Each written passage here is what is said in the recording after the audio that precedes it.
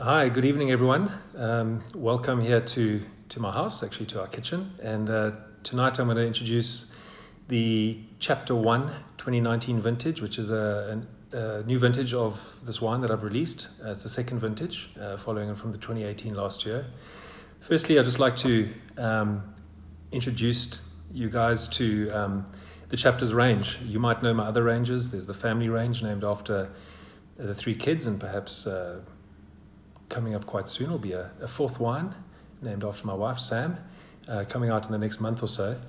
So that's the Saskia, the Max, and the Kicker. And then in the last few years, I've released a range called Introduction, which are more affordable wines and more everyday drinking wines to be enjoyed every day, and wines of character and of quality, but wines for earlier drinking. The Chapters range is something that was inspired by my travels around the wine industry, or around the vineyards of South Africa, and looking for unique parcels for the wines that are already produced, and coming across some really exceptional vineyards that I felt deserved to be bottled on their own. So it's a range of single vineyard wines. I'll just show you the ones that we have currently in the portfolio, which is the Chapter 1, which is what I'll be talking about now for the rest of this evening. That's the Cinsault. We have the Chapter 2, which is a Swartland Chenin Blanc, Chapter 3, which is a Stellenbosch Chenin Blanc made in exactly the same way as the Swartland, just to really showcase the difference between the two different regions. And then more recently we released the Chapter 4, which is a Stellenbosch Sauvignon Blanc, inspired by wines I've made previously in my earlier days as a winemaker. And as I mentioned, they're all single vineyards. They're not registered as single vineyards, but they are parcels bottled from single vineyards, and very, very small production. So for instance, the Chapter 1 is only about 1,200 bottles, 1,900 bottles, and the white wines are all in the region of about 500 bottles each. It's really trying to express the sites and the vineyards, and what is the best we can produce, or I feel I can produce, from grapes that are at my disposal. They're very, very, very unique single vineyards, and they produce wines of exceptional character. Maybe I should just talk a bit more about my intrigue with Cinsault over the last few years. Probably started without me even knowing, back in the day when I used to enjoy my wines with my father, Tony Mossop, who was a wine collector and a wine writer and a well-respected person in the wine industry in his own right. And we would have sat around the table and drunk some of the older South African red blends, back in those days, not so old, but in the late 70s and the early 80s. And wines such as this, the Rustenburg 1975 Cabernet Sauvignon, and the Rustenburg blend, the estate blend. These wines, unbeknownst to me, would have contained quite a large percentage of Cinsault. Cinsault was the most widely planted variety in South Africa back in the 60s. It was a grape variety that was used in a lot of blends, and back in the early days of people bottling varietal red wines, especially Cabernets, would have been quite a large percentage of that blend, and not known to me at the time. But I found these wines very intriguing, and obviously they're of exceptional quality, like the 75 Rustenburg I just showed you. And they were wines that would have contained quite a large percentage of Cinsault at the time. I have from good authority that back in the 70s, if you bottled Cabernet Sauvignon, you were only required to have a maximum of 30% of that variety to name it Cabernet Sauvignon. And those wines in those days would have had quite a large percentage of Cinsault in them. More recently, I've touched on wines such as this, which I'd opened a couple of years ago, and it really got me thinking about Cinsault and its role in South Africa as a grape variety.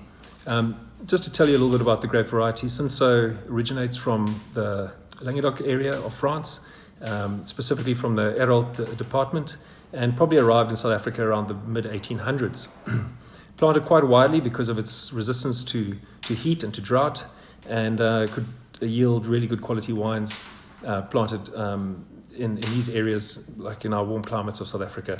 And what has resulted is that we have quite a lot of older vineyards in South Africa, which are Cinsault, planted as bush vines, and wines that produce exceptional quality. It's a grape variety that's quite large berries, very, very large bunches and can be prone to produce very high yields. And it's quite widely used around the world as a blending component in various blends, as well as being bottled with other varieties or produced with other varieties to make rosé. The variety is very expressive, very aromatic. You can pick it at relatively low sugars and still express great fruit quality. The tannins are quite soft and quite supple, and the resultant wines are often wines that are made for earlier drinking. Although in our experience in South Africa, we have noticed that Cinsault can age quite well, and there are some great examples from the 70s that are still full of life these days, and can really be enjoyed. I started looking at Cinsault as a blending component, really, in my introduction red, which is the wine that I produce, which is predominantly Cabernet Sauvignon. I wanted to bring Cinsault into the blend to really bring out bright, vibrant fruit, resultant lower alcohol in the wine, and really soft, supple tannins. So I started experimenting back in 2017 with Cinsault, and in my journeys around the South African winelands, I came across two different sites, one being a Stellenbosch site, which is what I currently use in my introduction red blend, and the other being a Swartland site. The Cinsault that I'm presenting to you now is the Chapter 1 2019. This is 100% from one vineyard. As I mentioned, the vineyard is around 22 years old. It's in the Swartland region. It's grown on decomposed granite soils, primarily of the oak leaf and clovelly soil profiles. And it's old 22-year-old bushvine vineyard, unirrigated, and sits in an area which is quite warm and quite hot. So, and being slightly older and being bushvine, which is unirrigated, it produces quite low-yielding fruit. And this is really ideal for bottling a wine and producing a wine that's been bottled on its own. The way I approach the winemaking is I'm generally looking to pick at relatively low alcohols. The 2018 version of this wine, which was the maiden vintage of this wine, was sitting at an alcohol of just over 12% and very fresh, very vibrant. And this 2019 is slightly higher in alcohol. We're looking at just over 13%. It's 13.5 on the label. And it's produced in a way where I'm really trying to express the purity of fruit and the lovely vibrancy of the wine. Cinsault, due to its large berries and has relatively low concentration of color in the skins, produces wines that are quite light. It's sometimes known as the poor man's Pinot Noir, although I know people sometimes refer to Grenache as that. It really produces wines of exceptional purity. Interesting enough, as many of you will know, Cinsault is one of the parents of Pinotage, and it goes by the other known name as Hermitage, or as some guys might pronounce it, Hermitage. And it's interesting how Pinot Noir and Cinsault are the parents of Pinotage, and both are relatively lighter in style, but have produced and resulted in a variety that is quite tannic and quite robust. What we do with the approach on the grapes, we pick them into small lug boxes. The fruit is then transported to the cellar and put into the cold store overnight, where I get the grapes nice and cold, generally in the region of 5 to 7 degrees Celsius, before I process it the next day. Because of the low tannin intensity of Cinsault, and I want a wine that has a nice grip, I have started utilizing the use of stalks. We will fill the tank with about 60% whole bunches at the bottom of the tank, and then destem and crush the rest of the fruit on top. With all my winemaking, we don't use any commercial yeasts. I don't use any enzymes, any tannins. The wine is really there the winemaking process is really there to express what you get in the grapes. So we will put the grapes in the tank, and then after that, wait for the fermentation to start naturally. Really, the fermentation will take about 4 to 5 days normally to kick off. So we get a nice long cold soak, and then once the fermentation goes, we'll get some gentle pump overs, and then once the fermentation's progressing and really starting to get going, we will start with some punch downs. And the idea of the punch downs is to break up some of the berries from the whole bunches that are sitting in the tank, to try and release more flavor and more color. And during the process of the fermentation, we'll continue with punch downs with minimal air being introduced during the fermentation. The fermentation will last. Actually, Cinsault is one of those grape varieties that ferments very, very quickly and can get quite hot, so we keep it relatively cool. I like to ferment it around 22 to 24 degrees Celsius to really bring out the perfume in the fruit. And generally the fermentation will finish after another 5 days. So, and then after that, I will leave the grapes and the must in the tank for an additional probably around 20 days. So you're looking at about 30 days total maceration. And in that process, as the whole berries in the tank slowly burst open, as the fermentation progresses, it releases more and more of the flavor and aromas in the grapes, and we get better extraction as well. The stalks help to stabilize the color, and they help to bring in some nice grip to the wine. And with my experience with Cinsault, which is quite limited, it is really the tannins from the stalks that you do extract are quite fine-grained and very gripping, but not too tannic and not too astringent. And it really results in a wine that really gives a lot of pleasure. I prefer to drink this wine slightly cold. I cool it down a little bit. I've probably cooled it down to around 12 degrees Celsius, maybe slightly lower, and that really helps express the perfume. The color that you get from this grape is quite light, very much like a Pinot Noir or Grenache Noir, but it is deceptive because there's a lot of aromatics and there's a lot of power in the fruit.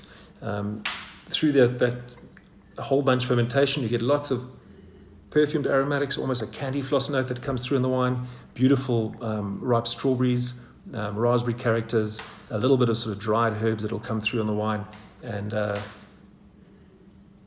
really a wine that is really enjoyed on its own.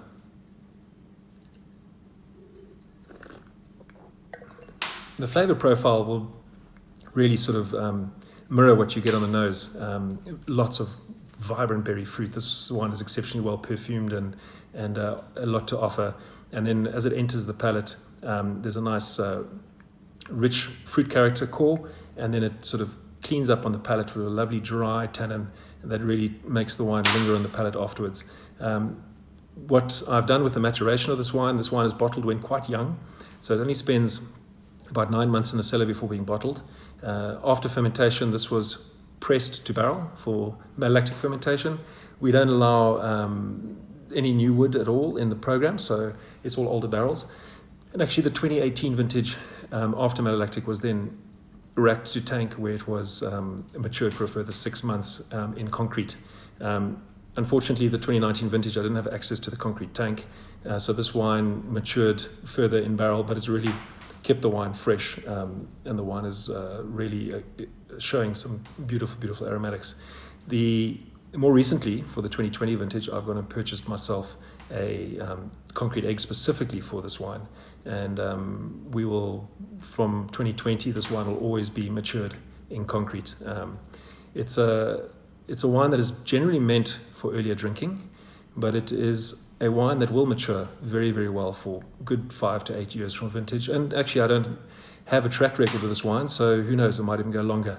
And maybe we'll be looking at 20 years' time and the wine will still be showing exceptional quality.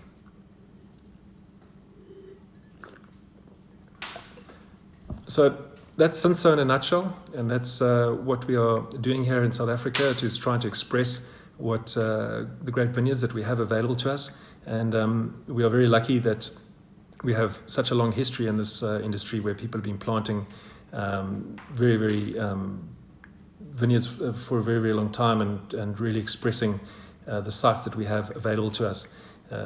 Going forward, I think this Cinsault is a great variety to be used in many blends in South Africa. As we know, it's been used in the past really to bring out vibrant fruit characters.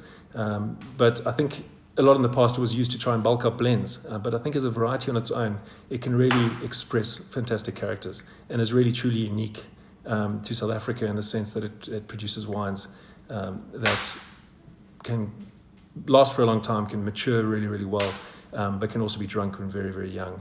So I hope you've enjoyed this very, very short presentation on the Chapter 1 Cinsault. And if you are looking to buy these wines directly from me, you can buy them on my website. If you are farther afield, sitting in Europe or the UK or various other areas, there is small amounts being shipped to those regions, and hopefully be able to pick up some of this wine to enjoy. And we'll be in the future hopefully posting more of these videos and presenting more of our wines and showcasing what we do here in South Africa and what I do specifically with Miles Mossop Wines.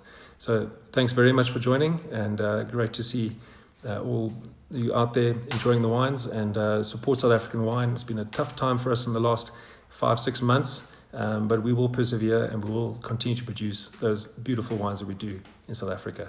So thanks. Ciao.